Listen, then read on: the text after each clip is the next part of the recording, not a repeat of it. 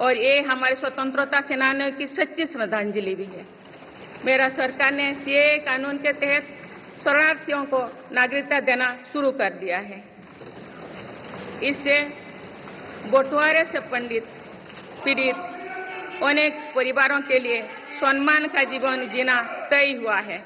जिन परिवारों को सीएए के तहत नागरिकता मिली है, मैं उनके बेहतर भविष्य की कामना करती हूँ।